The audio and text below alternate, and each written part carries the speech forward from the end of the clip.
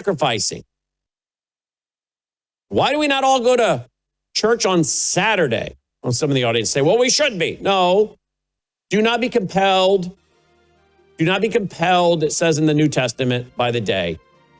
You want to meet as a New Testament fellowship on Saturday, do it. Sunday, do it. But when did this change? No, the Catholic Church didn't do it, folks. Don't send me those kind of silly emails. Go to the scripture. After the resurrection, they started meeting on Sundays to acknowledge the resurrection of the Savior. But if you want to go to church on Saturday, don't be compelled. Go. But if we're all supposed to be now following the Mosaic law, where's the sacrifice? Why are the men not making regular pilgrimage to Jerusalem? You see, you can't pick and choose what you follow.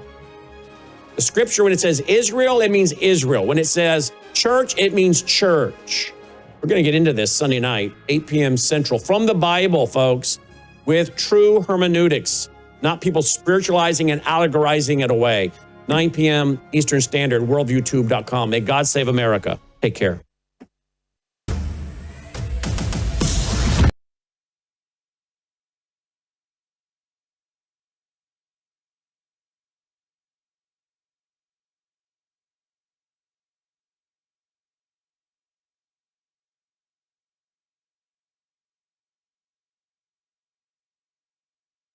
Squadron Commander, Bomb Disposal Technician, Joint Chiefs of Staff Operations Officer, assisted the National Security Team with the campaign plan for the global war on terrorism. He authored the first theater nuclear war plan and served as the Vice Commander of America's largest airborne intelligence wing. Colonel Rob Maness is a true American hero.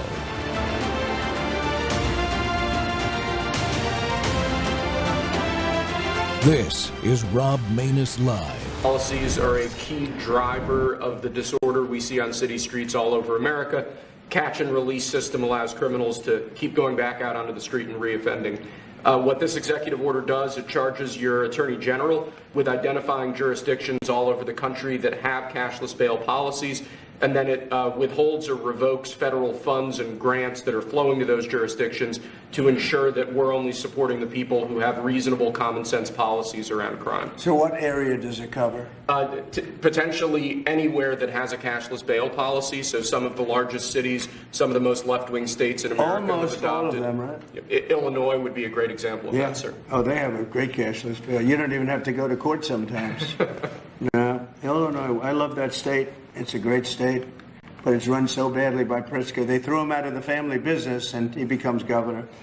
Now he wants to run for president. I don't think that's going to happen. Okay, we'll sign right here, right? Sir. So important. And this isn't Republican, Democrat. This is, and by the way, most Democrats agree with us. But this is just, we got to bring our country back. Okay? That's a big one. Also on the issue of cashless bail, sir, this is a D.C. specific executive order. In addition to the measures that were... Welcome back to Truth Thursday. The Rob Maness Show's live on Worldview Tube and our X Spaces simulcast. Well, no cash bail policies equal crime disaster nationwide, and that is why President Trump's recent executive order calling for the end of no cash bail is a great development. But as with all of his executive orders, folks, legislation has to follow at the state and federal levels in order to make the changes permanent that need to be made. The issue received renewed attention recently by the horrific murder of Irina Zarutska, a Ukrainian refugee, by DeCarlos Brown Jr. Brown was free at the time of the attack, released on a written promise to appear in court despite his long history of violence and mental illness. So my guest today to discuss this critically important issue is Texas bail attorney Ken Good. Ken received his law degree from Texas Tech School of Law, where he was a member of the Texas Tech Law Review. Mr. Good has argued cases before the Supreme Court of Texas and the Texas Court of Criminal Appeals, along with numerous other courts of appeals, including the United States Court of Appeals for the Fifth Circuit.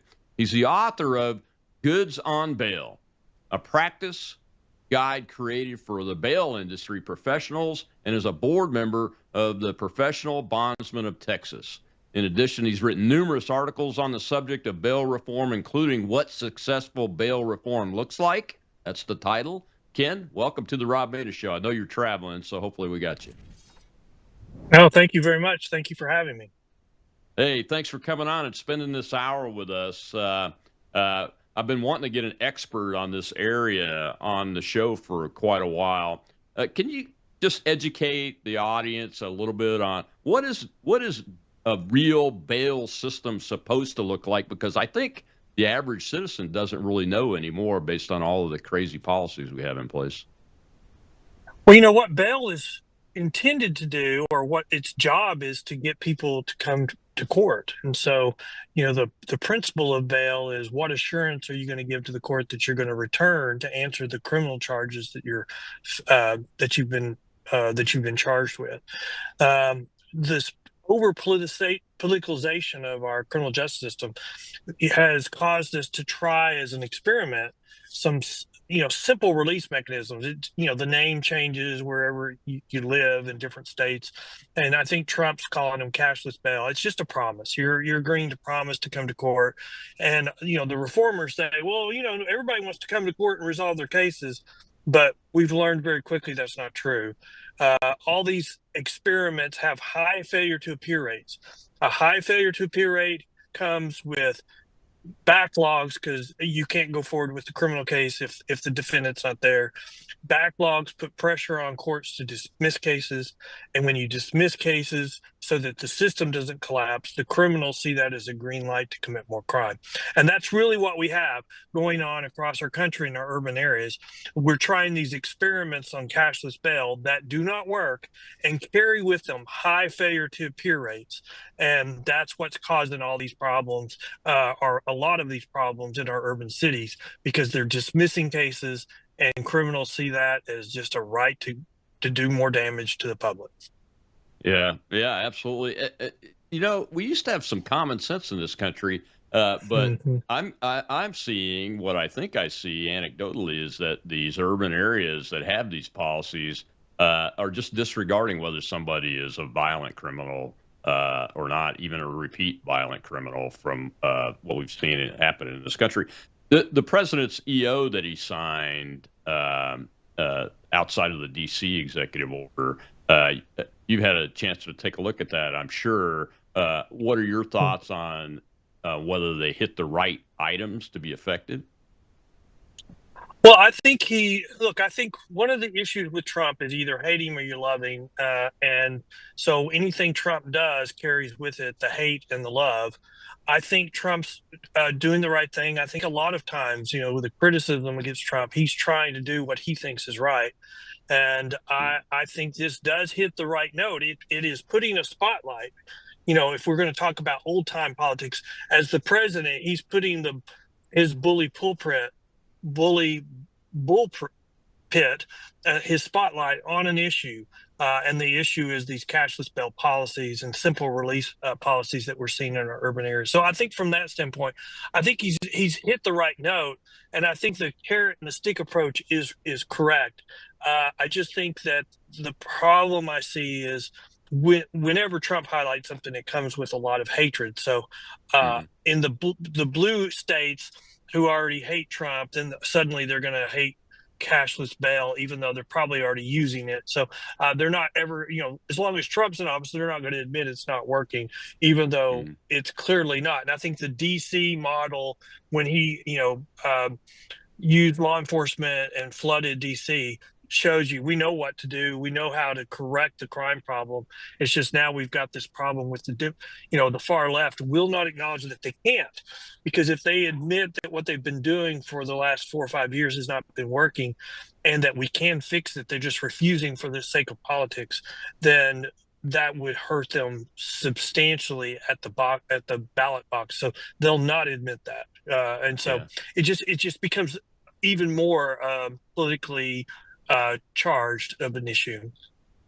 Yeah, and it wasn't lost on me. He had to sign a separate executive order for the District of Columbia because the federal government, I don't know if many people know this or not, they have ultimate authority over the district's laws, even though they have a mayor and a city council. That's all but because it's been authorized by Congress.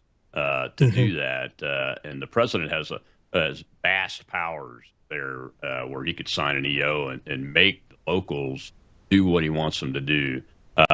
But outside of that area, I mean, he's limited to what he can affect with his executive order. What is the demarcation line of limitations when you're talking about a city like Chicago?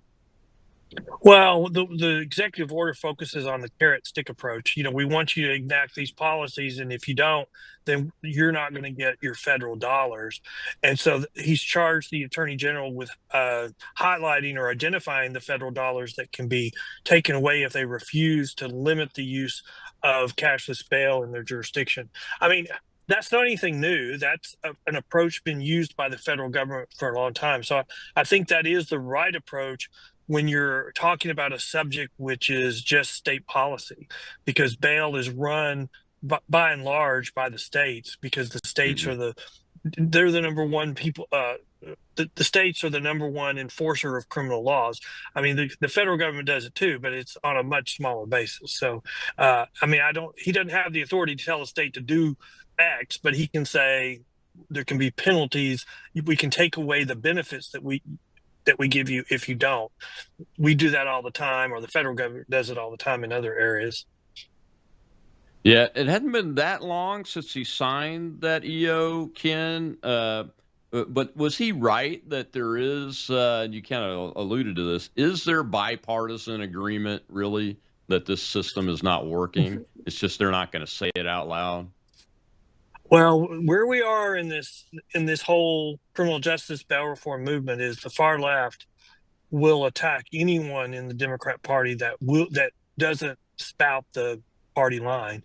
I mean, you would get an opponent in the next primary. So when Trump says, they quietly support it, I think that's probably absolutely true, because the vocal left will not allow a Democrat to publicly say. I mean, that's why you're not seeing the inner city say, well, this hasn't worked, so we need to try something else, because they're being held in line by the threat of the far left. And I don't see that changing unless until we have one more national election where the Democrats kind of get beat on the issue of criminal justice, crime, public safety. And so we need one more election cycle where they get punished for their soft on crime policies. And I think that'll change. Is that realistic that we could expect that in a place like Chicago or New York City? I mean, Mondami just won there basically saying he was going to defund the police a year ago. Yeah, but I mean, yes, I agree with you. I mean, is it going to be hard? Yes, I think it can be done. I think the Mondami is a good example of, this election, midterms, the people who are most engaged come out, and so that's usually the party not in power. And so I think you could explain the Mondami thing. I mean, what I think the Mondami signifies is the civil war between the far left and the non-far left of the Democrat Party. I mean, I think he's a perfect example of the fight. I mean, look at Schumer; he didn't endorse him, and look at Jeffries. Jeffries waited till the last minute to endorse him. So I think Mamdani signifies a bigger issue in the Democrat Party, and also I'm a little bit. I think time will tell. But Mamdani, there were some reports right before the election that Soros had and his groups had given him a lot of money right before the election. I think we're seeing the Soros groups change from supporting DAs and target some mayors and thinking that they can influence criminal justice policy that way. Now, with Mamdani being elected, also the mayor of Seattle, they had the same talking points, and those talking points are very similar to what Harris used in the presidential election. So there's too much similarity, and I've already been saying for a while that the National Party has outsourced criminal justice bail reform policy to these activist groups, and the reason why I say that is because activist groups will never admit they're wrong. They just need more time. Politicians should listen to the activist groups, but then try it. And if it doesn't work, then try something else. But when you outsource it to these activists, I mean, especially the ones that we have on the far left, they'll never admit they're wrong. And I think that's kind of what's happening here. And time will tell us on the Mandami thing and on the Seattle mayor, because if that's what it is, if they're just repeating what they did with the DAs, those have a very short shelf life. None of the soft on crime DAs has survived 2 elections. And when they get defeated, they get defeated with a law and order DA. So if that's what blows up on their face again, and this time, if they're doing it, it blows up on their face again, this time with the mayors, it'll be a similar result. Yeah, hopefully that will blow up in their faces again. But I tell you what, I don't feel sorry for the people of New York because they just voted for this guy. To be honest with you, I'm more afraid of what the refugees are where they're going to go. And more concerned about that. I mean, I've had a lot of friends tell me that. I don't feel sorry for New York. They voted for this, but this is not in their best interest. No, it's not. And I mean, he's just making promises to give them stuff for free that he doesn't even have the power to give them. I mean, he's giving them free bus rides. That's not his decision. He's going to tax the rich. That's not his decision. And the New York legislature will not do that tax increase because they're all up for election next year. So he's going to potentially crash and burn pretty quickly. But we'll wait and see. I mean, Illinois is a good example. When you go to Chicago, I mean, I could make a really good argument that the politicians in Chicago have turned over that city to gangs. And so, I mean, what would they do differently if they were not, under the control of the gangs than what they're currently doing? So if it's under the control of the gangs, I mean, I don't know if anybody can change anything on the short term, because you're going to have a will to do stuff that would not be perceived well by a lot of people. Absolutely. Well, we got to take a break, Ken. When we come back, we'll see a little clip about legislation. The president talking about legislation, because this has got to be followed up with legislation. And I want to get your take on what needs to be in the legislation at the federal and the state level in order for this policy shift to be effective. We'll be right back. Ken Wood. Ken Good.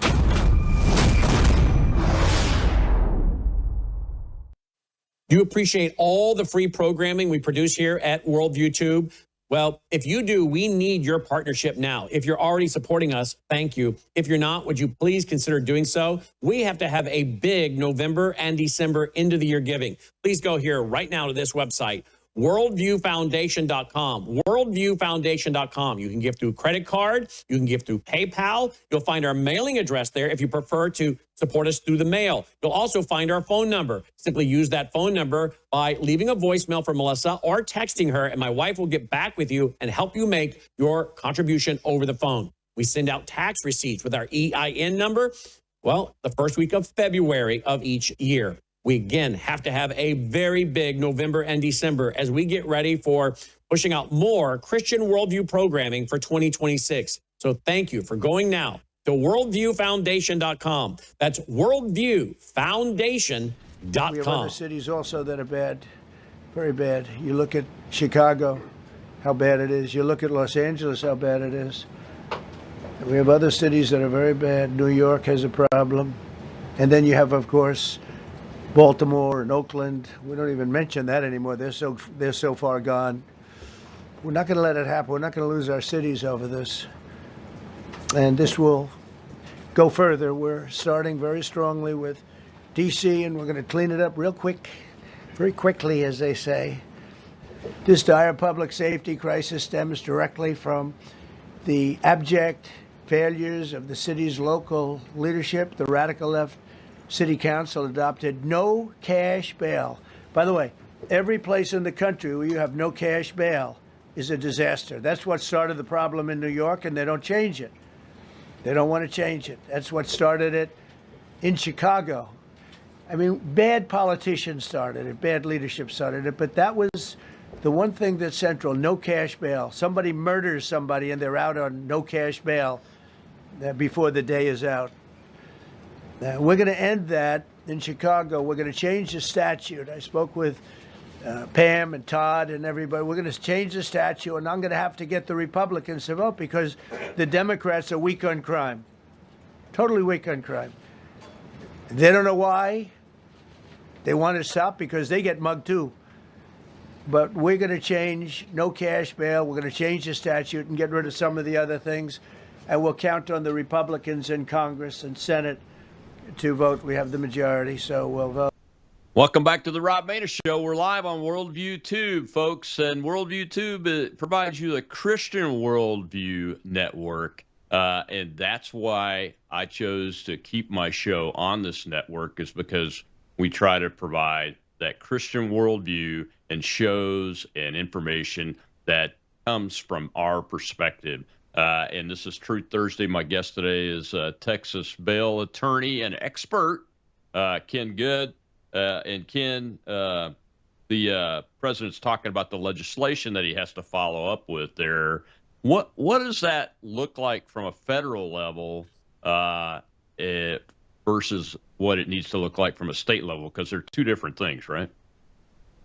Well, I was talking to somebody yesterday, and they were going to propose, I think, a bill on this issue, I think today, to someone in the government to get, see if it would get some legs. And I think they're going to, their proposal is to kind of codify this.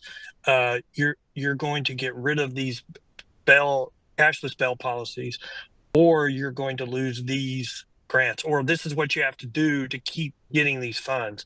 I think that's when you pass it as a statute instead of a executive order, then they'd have to also pass another statute before they could change it. It wouldn't just be a new executive order. On the state level, Texas is a really good example of how they've addressed it. So they just made a list of violent offenses and said these people charged with these crimes are no longer eligible for cashless bail. And in Texas, that's called they're not eligible for a personal bond. In New York, it would be not eligible for a bail or release on no bond, and in California it'd be not eligible for release on zero bail. And so I think that's a good way to start it. But I think it needs to be more than just violent offenses. I mean, you need to have a strong accountability element of this. And so if you just put in a statute that said if they fail to appear for court, they're not eligible for further cashless bail, that would fix probably 80% of the problem, because we've got examples in Houston before the legislature acted where somebody was released 17 times on cashless bonds or bail, and they failed to appear each time, and they just got arrested, brought back to court, and released again. When you don't have that element of accountability, I mean, how can you expect criminals not to see that as okay to commit crime? Yeah, I mean, it does. It impacts the viewpoint of the criminal, which drives these high recidivism rates, right? But one of the things I wanted to ask you about is how do we fight this phenomenon that's come out of this, and that is guys like Pritzker, the communist mayor in New York, and I'm assuming Mamdani will do it too. Come in and go, well, no, we have these crime numbers. Our crime's down. How do we fight that propaganda twist on numbers? That's going to be a big problem, because if you search Google, I mean, the activists have learned how to flood Google with, I call it pseudo reports, or, cooked, where they cook the books, and it's just it's pseudoscience. If you search Google for that, you're going to find a whole bunch of studies, what they call studies, saying crime is down. And you're seeing that from Pritzker. I actually think that's a good sign. If they are at the point where they have to deny that crime is a problem because they can't admit it, because if they admit it, they have to address it. Well, it's not going to last much longer, because it either is a problem or it's not a problem. I mean, for the last couple of years, they've been saying, don't believe your lying eyes, believe us, crime is down. And you don't have to just believe us, look at the FBI statistics. Well, and I've been saying for a while that you shouldn't be believing the FBI statistics for all these reasons. Well, last October, after I had an article published saying that, 10 days later, winky dink of all quinky dinks, the FBI statistics were updated, and suddenly they showed crime was up. Well, in the national election, from that moment on, they no longer talked about crime, because they couldn't. Because suddenly the FBI statistics were contrary to everything they were saying. And so if you remember, in the election, that's when they just started calling Trump a tyrant, Trump Hitler, because they couldn't talk about crime anymore. And so there's a breaking point where the public just doesn't say anymore, we can't believe you. Crime is a problem.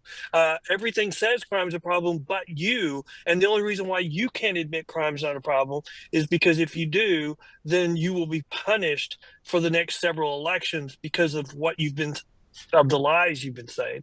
I think that's where we are, and it'll be interesting to see, because you can see both. They're playing for broke. I mean, everything they're doing, the Epstein stuff and everything, is to distract the public, to try to just get back control so they can continue the lie, in my opinion. Yeah, I mean, it's very similar to the video that came out, I think it was yesterday, where 6 veteran and intelligence veterans and military veterans in the Congress made a video about, your right to disobey an unlawful order, but they didn't specify any unlawful orders that have been given. It's the same type of approach, isn't it?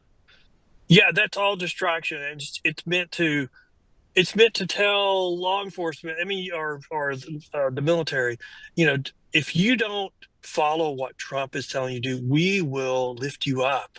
We will make you a god in the public. I mean, they did that the first term, so that's just a rehash of something they did before.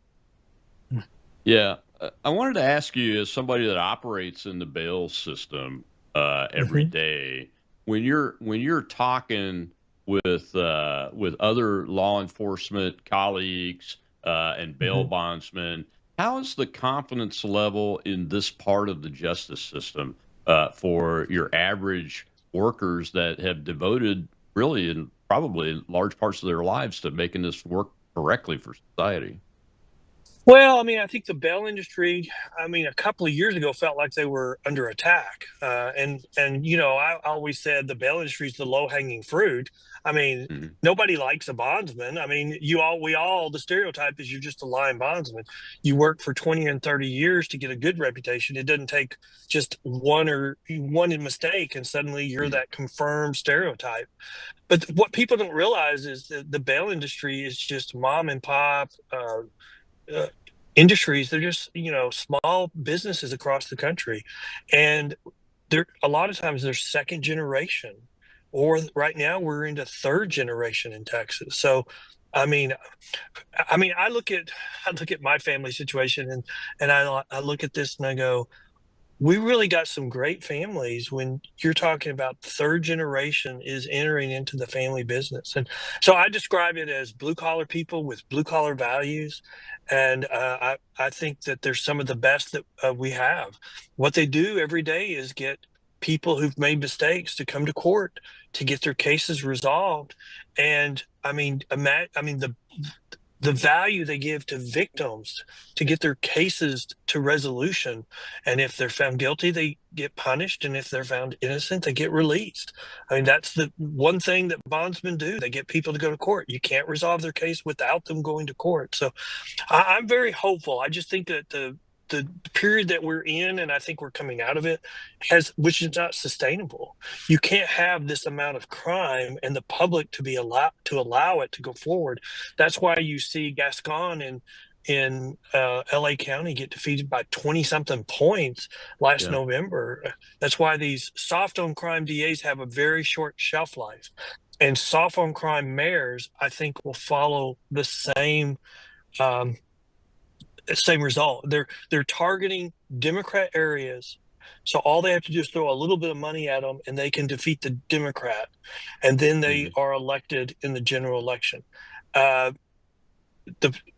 Until they do that in a purple state or a red state, their success will be very limited. Yeah, I've seen a couple of the DAs in red states like Louisiana win in strong blue areas, like in the northwest part of the state over there a few years ago. I supported a conservative candidate, and Soros came in and just completely defeated us with that DA. He's still in office, but the one in New Orleans didn't last very long either. So I agree with you. We had one in Harris County, and she, after a couple of years decided these policies just are terrible. So she said she wasn't going to follow them anymore. So the next thing you know, he's putting up an opponent in her primary, and she still won re-election the first time. But then the second time, he put up even more money, and she got beat in the primary when the whole party turned against her.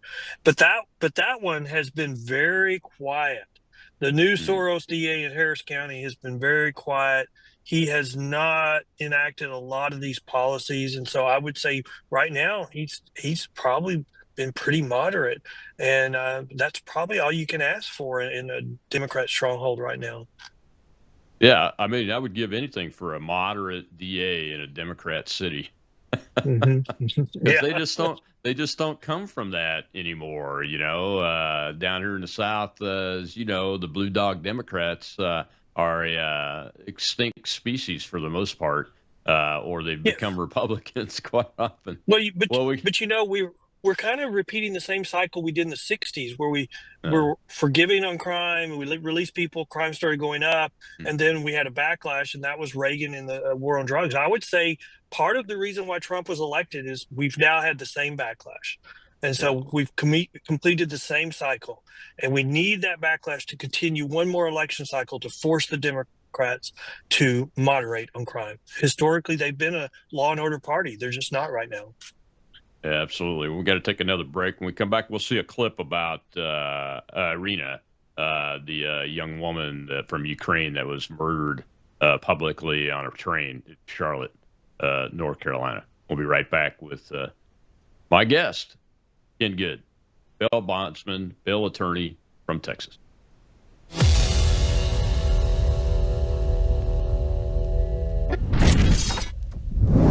News is moving faster than ever, and so are we. Worldview Tube brings you 24/7 live stream coverage and now real-time alerts when it matters most. Once you have the Worldview Tube app installed, exit the app and navigate your way to Settings. In Settings, locate the tab labeled Notifications. Select the Notifications tab. Scroll down until you locate the Worldview Tube app icon.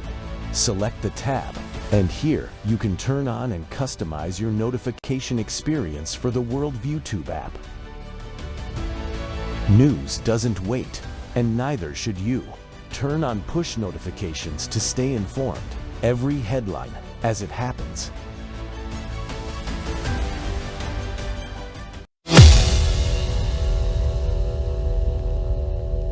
I don't disagree at all. I recognize that there is an issue and there is a conversation to be held about the mental health situation that we face, and that we have to have a way of incarcerating these folks to get them help, to get them what they need. But the truth of the matter is the process that became very clear in Charlotte was the fact that you had an individual that had been arrested 14 times, had spent 5 years in prison. It was a known fact that he had schizophrenia. And yet when he sat before a magistrate simply had him sign a piece of paper stating that he would show up for a hearing when it happened. And this was less than a month before he went on that train. And when Irina Zarutska stepped into that train and sat down, obviously from the video, not really even noticing the person sitting behind her, as his head was propped up against the window, and that individual became a killer within moments and stabbed her in the neck. The problem was a serious breakdown in the process, and I'm very grateful that the General Assembly in North Carolina has already stepped forward, have already passed Irina's law, and it now sits on the desk of Governor Josh Stein. And he has dodged the question when asked, are you going to sign this into law? Because as we heard in the hearing today, there are a number of things. That was a question that I'd asked. What are the things that take place with Irina's law?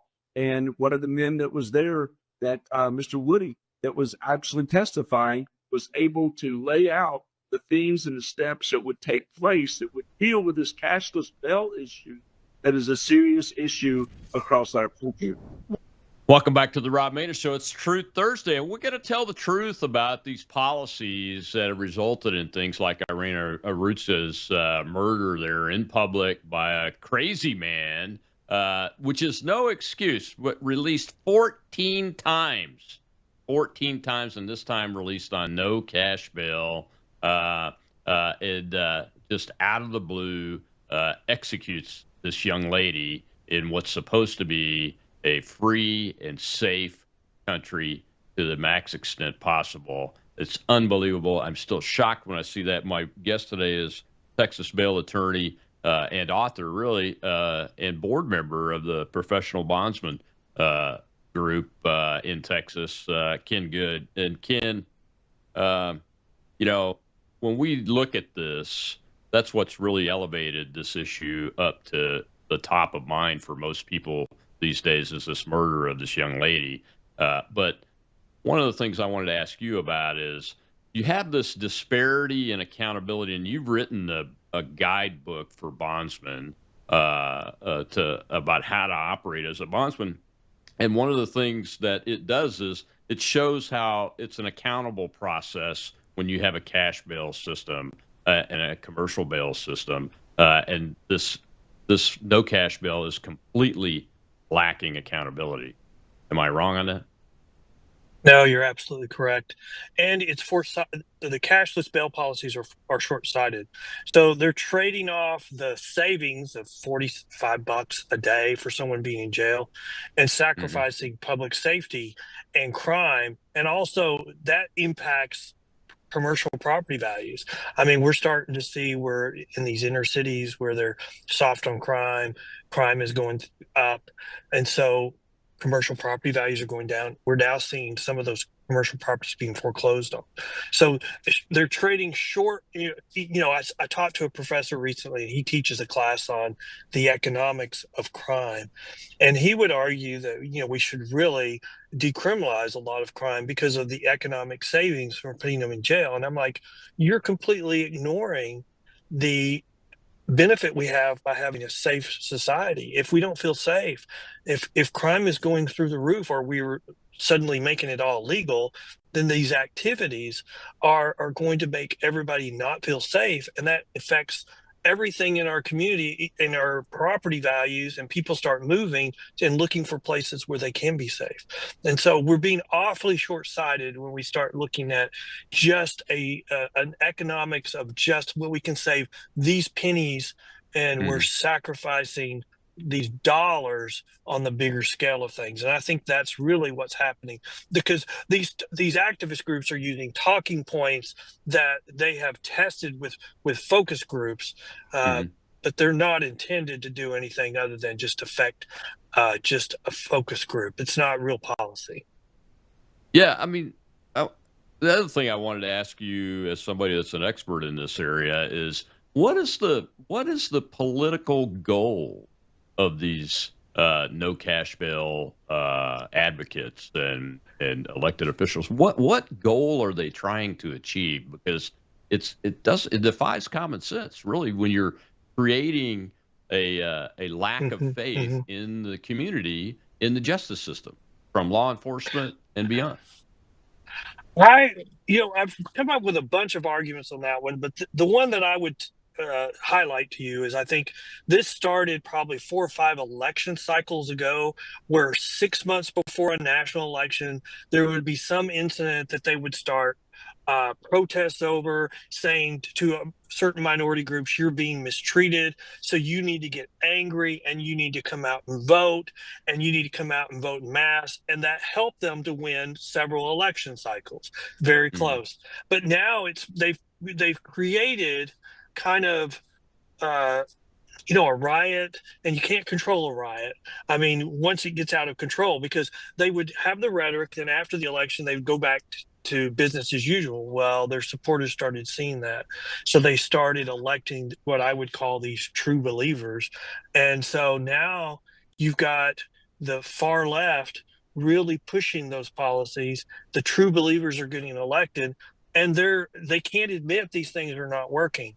And so I think that they've pushed their party so far to the left, probably just with short-term goals, and now it's a runaway train and they can't stop it. What will have to stop it is the public saying enough is enough, and they're starting to do that. And the reason why they're doing that is because it's just not sustainable. We cannot have high crime. The public will not stand for crime, but they won't stand for holding everybody in jail either. So we have to find a middle ground. But when we have a backlash, it's because that we had the backlash in the 60s because the left would not help with finding the solution. We're going to have the same thing happen now because the left will not help find the solution because they won't admit there's a problem. Yeah, and people pay with their lives though, and families are Yeah. destroyed, and those kind of things. Mhm. Well, and Yeah. what also people don't realize is the very groups they say they're helping with these policies, those minorities are the ones that get hurt the worst as crime increases because crime by and large is committed within our racial group. So when we've got minorities committing crimes, they're going to be committing them by and large in their minority community. And so when crime starts increasing, it increases there first. Yeah, and it creates very large. Eventually, the backlash creates very large incarceration populations, and since crimes are committed in racial groups, the racial groups that are committing the most crime end up being with the highest population. I remember when I ran for U.S. Senate the first time, in Louisiana, the population of the prison system there was made up primarily of 18 to 27-year-old young black men. Yeah. So they're hurting the same communities that they say they're trying to help. Well, and this mental health issue is just it's a bigger issue than we can ever talk about because there's no solution that anyone's talking about. And when you talk about how big the jail population is, what we're failing to realize is the jails in our county and our prison system are the largest mental health providers in our country, and they have been for probably several decades. As we've closed down facilities and we've just moved them to where they are, we're putting them in jail, and so we're putting those facilities in jail. The problem now is from criminal justice reform, bail reform, we're using the mental health issue as a king's X on the criminal case. So we're just the jail becomes a revolving door for mental health patients. They get arrested, they get on their medication, they get controllable, they get released, they get off their medication, they get uncontrollable, and then they get arrested again. And there's no solution in sight. Well, I think we're ending that period of king's Xing the criminal case based on an issue of mental health. And we're going back to what the only thing we have left is we'll put them in our prisons and our county jails. And that's the largest criminal justice facility. At least they're getting treatment there because they're not going to get treatment if they're just released back into society. And then when they commit a really serious crime, they stay in the prison facility. We need to.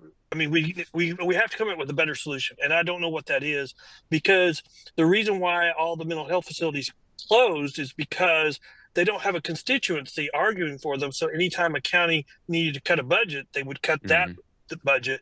And I think we ended up having a whole bunch of class actions filed across the country many, many years ago. And that's what ultimately took those down because we had examples of people not getting medication. We had some severe examples of people starving because they weren't even providing them with sufficient food.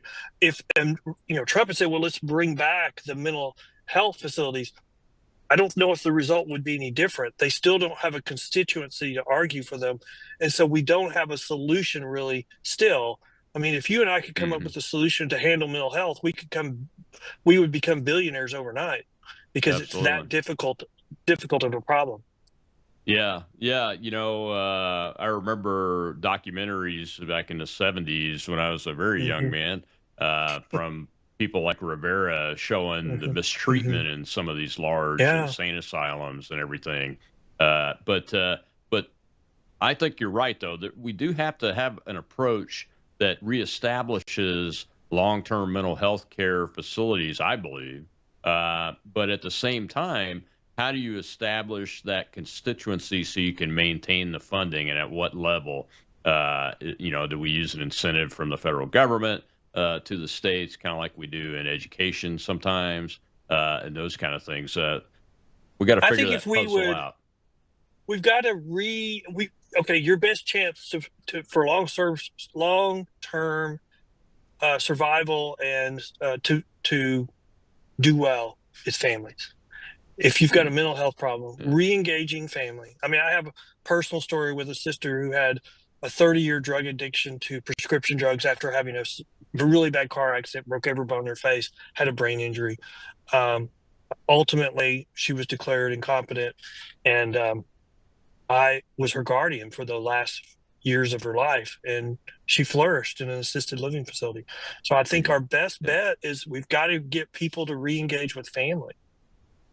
Yeah, that's a great input because you can't isolate them totally away from their families. That conjures up the images of the old days of insane asylums where they're taken out of society, including the family system, completely, and all that does is make them worse, in my opinion. I mean, we've seen that in my own family with mental health concepts. The closer you embrace folks with these conditions, the better off they are over the long term and are able to heal and be able to operate on their own and those kind of things. So we got to take another break. When we come back for the last segment, Ken, we'll see a little clip from Governor Abbott from Texas talking about the law that was changed.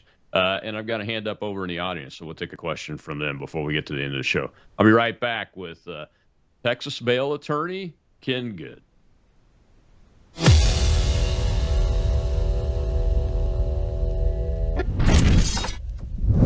You woke up with a sore throat and a low-grade fever. You know you are getting sick, so here's your choices. You can get sicker and miss work, try to see a doctor this week, or sit hours in a crowded waiting room at urgent care. I have a smarter option for you. Open your medical emergency kit. Match your symptoms to doctor-recommended prescription in your booklet and take the right meds now and get well faster. This is not a first aid kit. It's like having an urgent care in your home. It includes doctor-prescribed medications to treat over 39 medical issues like respiratory infections, strep throat, pneumonia, UTIs, and more. No waiting to see the doctor and no standing in line at the pharmacy. It's right here. Every home should have at least one medical emergency kit, and here's how to order. Go to worldviewhealthcare.com. Your kit to treat dozens of common and serious illnesses is rushed to your door. worldviewhealthcare.com. That's worldviewhealthcare.com. The emergency kit available at worldviewhealthcare.com. Make sure you don't have to go to urgent care. I got pneumonia. I didn't have to go. I took this last year. Stayed at home, went to bed.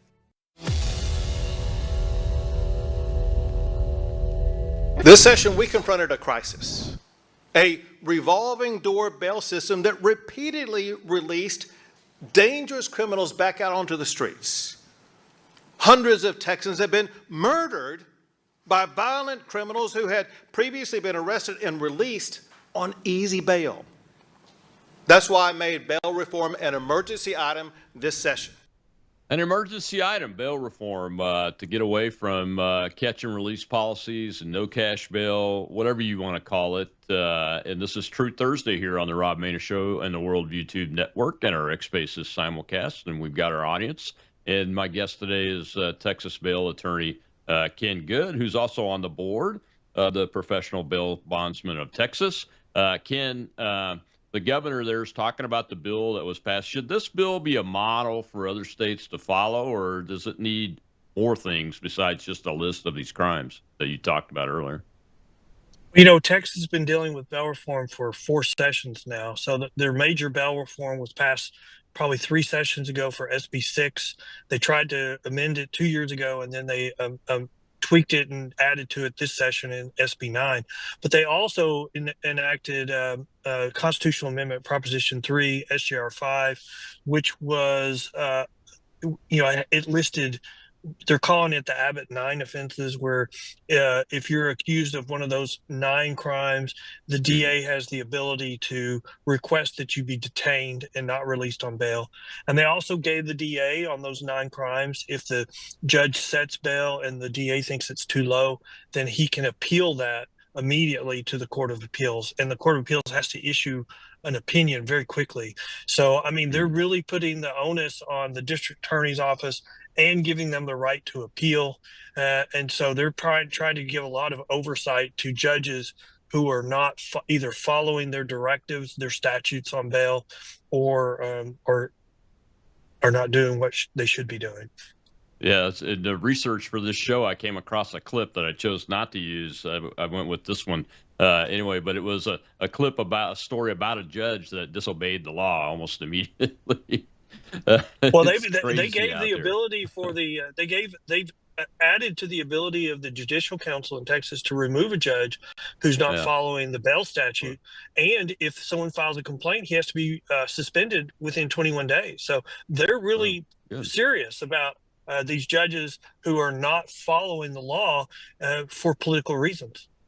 Yeah, absolutely. Well, we've got some hands over in the audience. We haven't taken any questions today, so let's go ahead and take those before we get to the end of the show. Shell is our host over there. Go ahead, Shell. We have Elizabeth, sir. Thank you, Shell, Colonel, and Attorney. My question is, I think we should be having to do more psychiatric evaluation because I'm getting tired of all these people getting off on, well, they have a mental problem because they were abused as a kid. So what? I was too, and I'm not out there shooting anybody. I was abused from the day I was born until the day my mother died. So, Do you have a question, Elizabeth? Yes, I'm getting to it, Shell.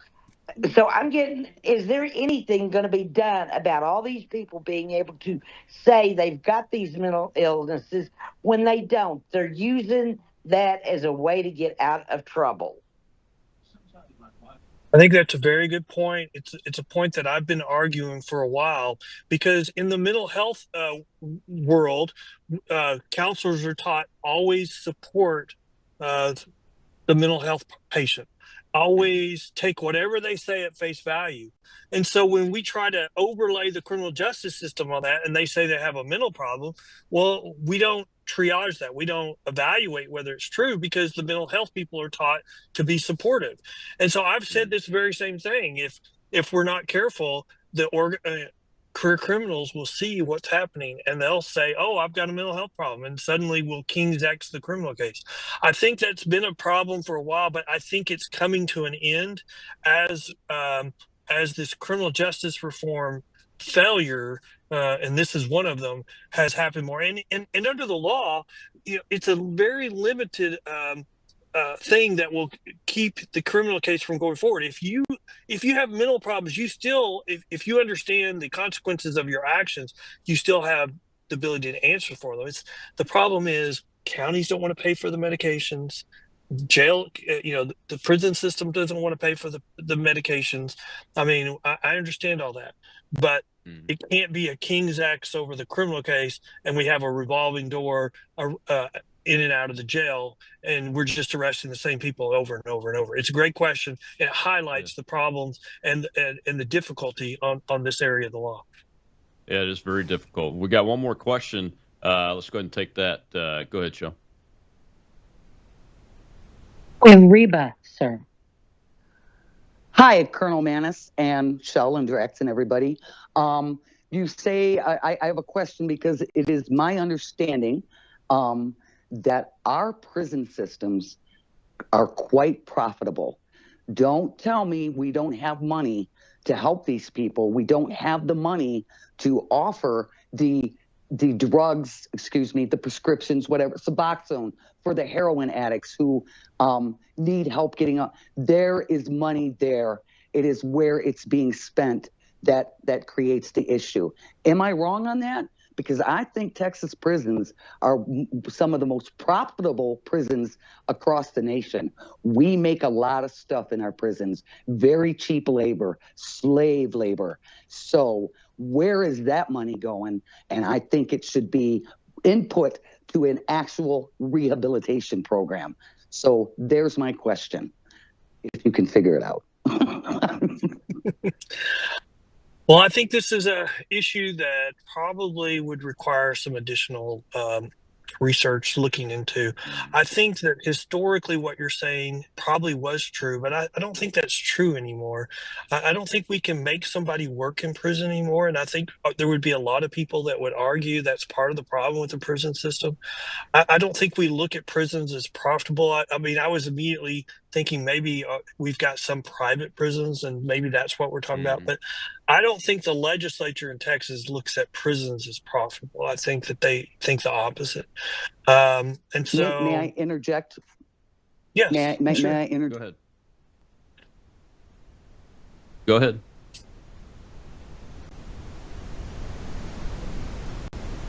Did we lose her, Shell? I don't know, her mic muted. Oh, I'm sorry, my mic muted. I'm sorry.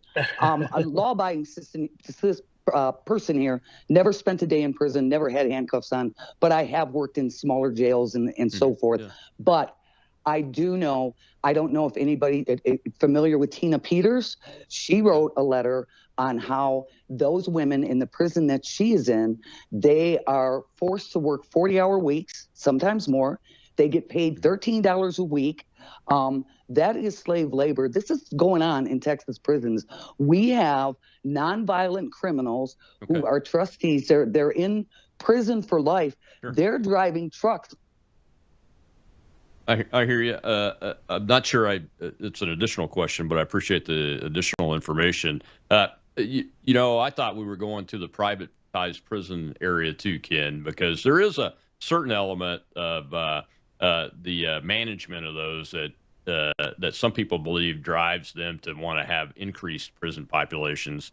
And that's an issue that probably needs to be looked at. When you are dealing with the folks that you're getting bail for under a cash bail system, do you interact with the families of especially the younger accused? Do you interact with the families? How much interaction do you get with the accused? And is there a mental health element inserted in this by the judiciary process when they come to you? Well, I would say that for the private industry, the majority of the people that they bail out or bond out of jail, they're dealing with families. And that's probably the secret sauce that the private industry has over every other type of release system, because we get the family involved. And can you imagine? So you've been arrested 10 times and you know, the system is saying you're worthless, you're a failure, but you've still got family members standing up for you and say, we believe in you and we're willing to put our name, our money on the line to get you out, to prove that we still think that you can turn this around. And so I think that what we're doing is we're taking that ability to have family involvement and turn their loved ones around, and we're just trying a simple release mechanism, which they're perceiving as a green light to commit more crime because they have to do nothing to get out. So I think we're actually harming them, because if you think so, there was a study from Yolo County where they compared two people released on low-level offenses, one on zero bail, which is cashless bail in California, and one on the private surety system. And the person released simply on the cashless bail had a 200% greater chance of committing a new violent offense in the next 18 months. I mean, if you look at numbers like that and you say, okay, that's accurate, then you would why would we release anybody on cashless bail? Because we've got a 200% greater chance that we're putting them in a worse position in 18 months. And that's really what we're doing. Yeah, exactly right. And when you talk to the family members of these accused, do you get a sense of where they're at on their family member themselves as far as I mean, not everybody that's accused is guilty, obviously, so you're innocent until proven guilty. Do you get a sense from the accused, I guess, that they appreciate the family members taking care of them sometimes? Or what do you get? What kind of feedback do you get from interacting with the accused and the families in different ways? Gosh, there's so many stories that could be told on that. I have stories where, the bonding company had somebody out on bail and then they were going to be arrested on a new crime. The police were expecting a shootout, so they're going house to house searching for the guy. And the bonding company contacted the family, and through their relationship with them, they met the family and the defendant at the jail and walked him into the sheriff's office without any gunfire. But we also have examples where, the first line of defense is the family. So the family has stood up for them, but then the family says, well, they've gone back to selling drugs. They're going back to using drugs. So what do? They don't call the DA. They don't call the sheriff. They call the bonding company and says, look, we've got to address this. We stuck our neck out for them and they're back to using drugs. So you've got to do something. And then we notify the courts and we get a warrant. So, I mean, we're the first line of defense for getting people to court and to make sure that they're doing what they're supposed to be doing when they're out. When you take that away, you don't have any of that. You don't have any of that family involvement. And so why would you expect anything else but failure, more crime, and, families grieving their kids or their loved ones in a worse position than they started? Yeah, that's why I wanted to ask that question, because it's not every day you get to talk to somebody that's in the profession that sees the negative impacts of the cashless bail policies from that perspective. The bail process and the bail bondsman professionals can have a positive impact, and I'm so glad I asked that question. Was able to get that out there. Hey, man, we're running out of time here. Tell folks how they can find you and what's next on the horizon. If you want more information about us or our group, you can go to pbtx.com. That's pbtx.com. We have a blog where we highlight important criminal justice stories, but we also have our own podcast, and there's a link on our menu, but you also can go directly to it, thebailpost.com. thebailpost.com. All we talk about are criminal justice issues. We have a whole library of episodes talking about what works, what doesn't work. If you want to know what the New Jersey plan is, we've got an episode about it. And so we want a library for legislators and the public, just educating them on things that otherwise they would not be educated about. Well, thank you, sir. Appreciate your time. It's been a great show, very informative. Have a great one. And Monday is More War Monday again, folks. Dr. Alex McFarland will be with me to talk about the war on Western civilization that we find ourselves fighting right now. Just look at New York City. I'll see you then on World YouTube.